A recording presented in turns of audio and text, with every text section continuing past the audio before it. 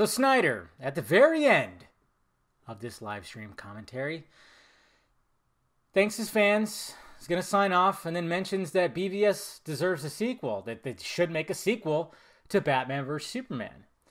Because he wants to see what happens with the characters, and then he talks about, don't they come together as a team? Cuts to feed. Motherfucker.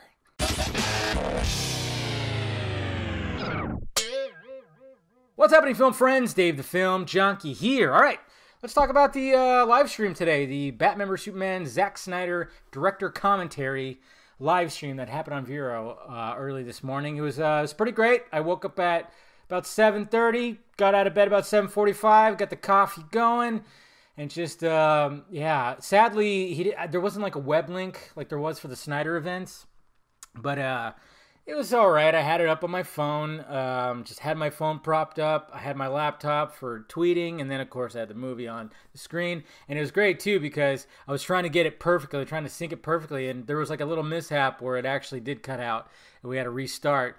But for the most part, I was like, right, it was just perfect. The audio was synced. It was great. There was like a moment when we jumped back where I was about a couple seconds ahead, so I had like hit pause, hit play, hit pause, and then it perfectly lined up. It was pretty good stuff, but it was a lot of fun. It was just great to hear him talk about it. One of the biggest things that I noticed is, well, first off, Snyder is us. There'll be times where he's talking and he's just looking at what's going on the screen, and he just kind of gets quiet and he goes, and then it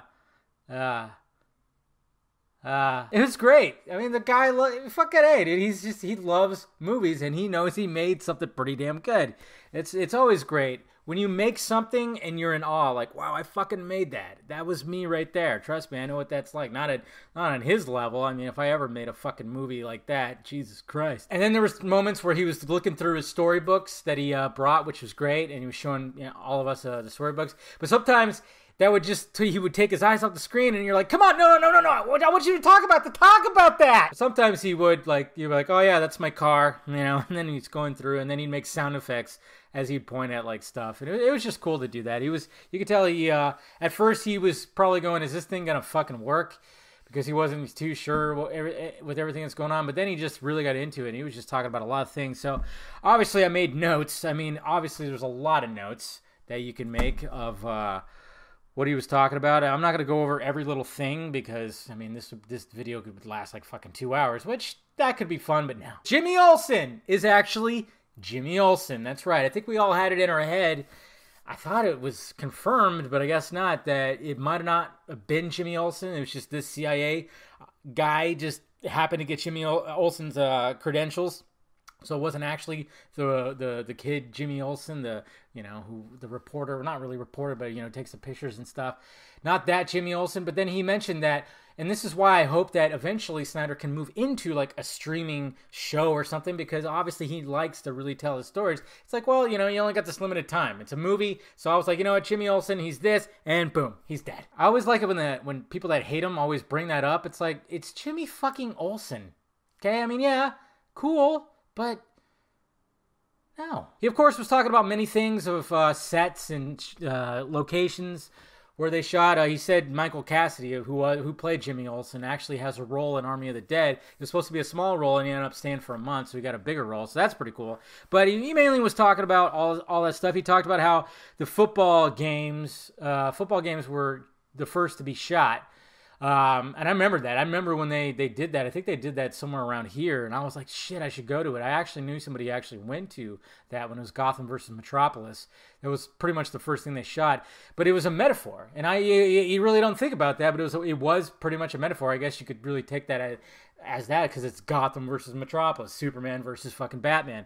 And then you can even see it too, because Metropolis is winning, and then who's one starting shit and pushing people? Gotham. Another thing they shot first was, of course, the warehouse fight scene for Batman, which is awesome, because he even mentioned that, well, usually studios don't like it when you shoot some big elaborate action sequence first because you could fall behind, but he says he likes to do that because if you do it, get it done with, and you see it, people get pumped up for the rest of the movie. And I'm like, that's risky, but fucking smart. I'm gonna jump to the nightmare sequence. He talks about that, of course. He talks about how Darkseid has, of course, invaded Earth, and Superman has succumbed to the anti-life equation, which we already knew all that stuff. I know I saw people like, that's just the way it is. I always see people like, what, you didn't know that? We already kind of knew that was the case, and because Lois got killed, and he mentions that when the Flash is coming through whatever, like time traveling to the Batcave,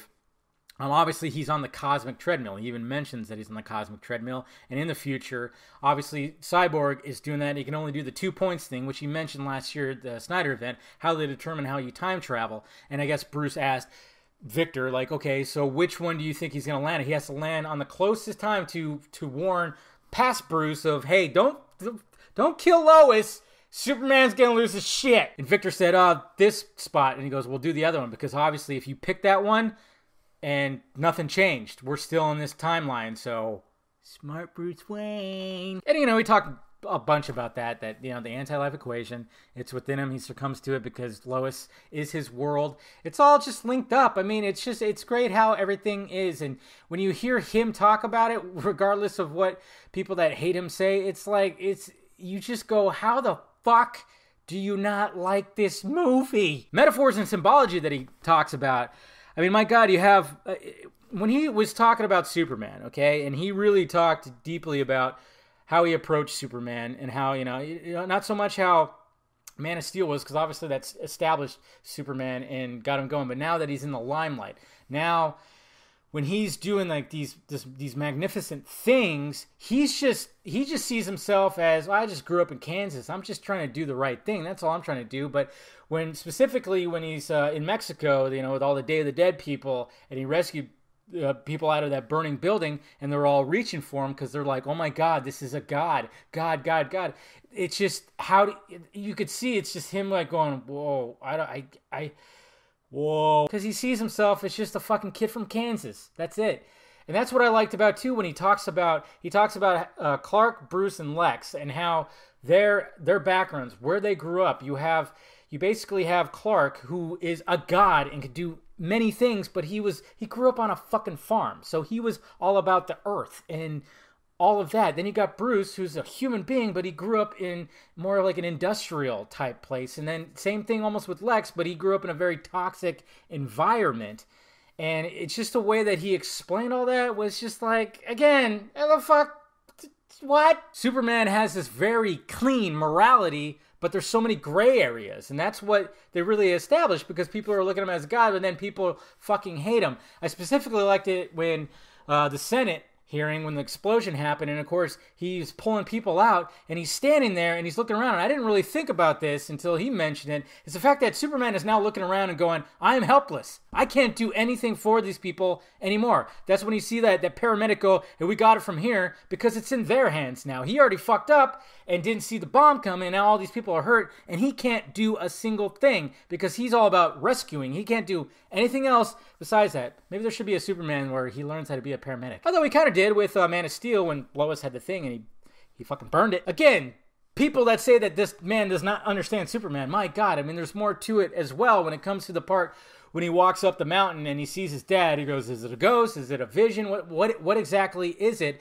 And then he talks about how the Fortress of Solitude is not necessarily an actual physical place. It's a concept that's within. So Superman, Clark's Fortress of Solitude is actually within him. So when he sees his dad, it's kind of like just him reflecting and being like, just reaching deep inside and being like, okay, I can't just run away. As much as I want to, I can't do it. I have a duty. I have a purpose. That's my place, is to help these people, even though they can suck. It's really awesome stuff. And I also liked it too when he was talking about how, like, when Doomsday and him are at Heroes Park, and Doomsday looks at the big statue of Superman as like this big, huge, bigger than life God, and then he looks down and he sees the real Superman, who's like this small person. Really, of course, he's got all the powers and everything like that. But it was a nice little, it's symbolic, because you have the actual person Clark is, you got the statue that's huge that everybody sees him as, and then you got the monster in the middle. And because obviously there's going to be a little bit of that, and yes, we know that he's going to succumb to that monster and give to the anti-life, give into it, because he'll eventually lose Lois. Just so fucking good! Jesus! When he explains it, you go, my God, I can't come up with this shit. And even when he's explaining Batman, same thing. It's like when he talks about just like the lake house and the bat cave underneath. You got a lake house where Bruce has a very minimalistic lifestyle. There's not much that's going on there. Just furniture enough for him to sit down, and everything's pretty basic. And for God's sakes, Alfred apparently lives outside in a fucking trailer. That's hilarious, and I absolutely love that. And I can totally see Alfred okay with that.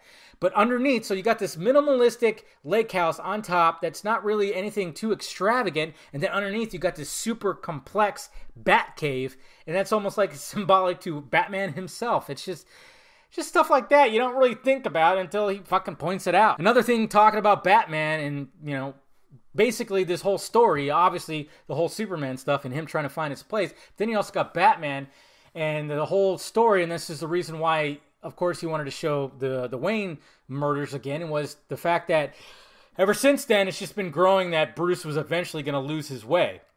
He lost his humanity right at that moment when he saw his parents die. And then he finally found it again when he almost killed Superman. And even Snyder said he almost turned into Joe Chill. He almost turned into Joe Chill, the thing that he absolutely hated. And, you know, I mean, take it or leave it. Whatever you feel about the Martha scene, I mean, my God. That's what it was, the breaking down of that fucking character. I also love it too when all the dudes are like getting killed and he was just making the jokes. He's all, yeah, you know, those guys are fine. Yeah, those guys are fine. I mean, we just didn't shoot the shots of them getting up, but they walked away. They're good. Like, yeah, fuck everybody who cares about that. He even said in the warehouse thing, is like, hey, that guy, you know, he's the one that pulled the pin out of the grenade. It was his fault. Yeah. He also mentions too, like when Batman and Superman are fighting. I mean, there's a lot of things that he talks about with that. I'm not going to go over, but one of the big things was when Batman's armored cowl gets that broken the eye, like breaks off. He said that was symbolic of Superman pretty much removing Bruce's mask. You know, helping him remove that mask that he's put on himself. You know, because it's just, there's so much symbolism in here, and it's just like, yeah, a lot of it you already see, but there's stuff that you just didn't see, and again, I'm just like, there's so many layers to this onion. How the fuck can you not like this movie? Of course, he talks about Wonder Woman and how he wanted to make that entrance just superb, which he achieved it. It's still, and I can't see it ever being topped, being the best superhero entrance ever, with the way that it happens, the way that she looks, and the music that goes with it. It's absolutely fantastic. When he was explaining that, he was kind of like talking slowly because he was watching, because it's so beautiful. I mean, he talks about how Wonder Woman, why she's like in the middle and the front lines, because she's faced these big beasts before. Obviously, Batman hasn't. Superman's still fairly new. He only fought Zod, so that's why she's on the forefront. But it's just, I mean, for aesthetic reasons, it looks fucking awesome. And she's enjoying herself. She's enjoying the fight. Obviously, she hasn't been fighting, and the fact that now she's in this fight, she's all about it, and that's why she's just letting loose, and that's why she gives that little smile at the end when she gets knocked down. And I get up again. She gets knocked down, and she does that whole sexy, oh, it's so hot. It's just good stuff. It's just good stuff, and they all come together. They work together to get rid of them, and then everything, all the symbology at the end. You know, of course, he talks about that. He talks about the Excalibur, and then, of course, you know, he's stabbing him and pulling in to get stabbed more than becoming one. And then what does he talk about? The yell! What have I been telling you guys? What have I been telling you? I didn't do like a dedicated video about it, but I've been saying many times, I've been asked on podcasts, you know, when people ask me, how exactly does Justice League supposed to start? Well, it's a recap of what we saw at the end. We see Doomsday and, you know, Superman death again from a different point of view. And I always said, it's the yell. It's the yell that rings the bell. That's what gets the mother boxes going. That's what sends out the signal that, hey, Earth doesn't have a Kryptonian anymore. He fucking died. It got launched out there. That's why it starts like that again. And yeah, I mean, for people that don't believe that I've been told the right shit, I would say that confirms it again. So there you go, guys. Like I said, once he started talking about a sequel to the movie and everything cut out, he knew exactly what he was doing. I think at first he was like, what the fuck? No! But he did that on purpose. Because he knows. He knows shit's happening. He knows that the Snyder Cut is eventually, there's going to be an announcement. And I'll always say this, that I think it's not going to happen until next year, because I think he still wants to do the movie that he wants to complete it. He wants to, you know, finish up whatever VFX need to be done, and then of course do the additional photography as well that he wants to get done, just to have the movie that he wants. I know it's going to be difficult, and I'm sure he'll be okay. Like, even if he can't do the additional photography, I'm sure he'll be okay with where it's at right now, as long as you could just get the music on there and get the VFX all touched up and completely finished. That's why I don't see it happening till it won't come out till next year. But I think they'll talk about an announcement. They'll announce like a release date or something this year for sure. So there you go, guys. That's my little recap of what happened.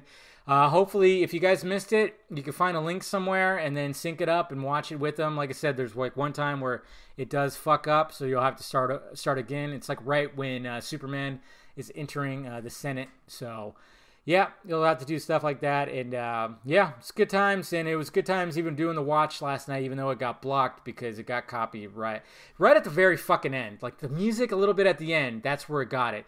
I put a dispute in, see what happens with that. So hopefully I can continue on doing that. That'd be good stuff. So there you go, guys. Let me know your thoughts about it down below. What did you think of the commentary? Hit that like, thumbs up button if you'd be so kind. Subscribe to my channel. Visit filmjunkie.com for all my content. Follow me in the sock meds over there. Twitter, Instagram, Facebook. Shirts down below to order. And then, of course, Patreon if you want to help out. All right, guys. Talk to you later.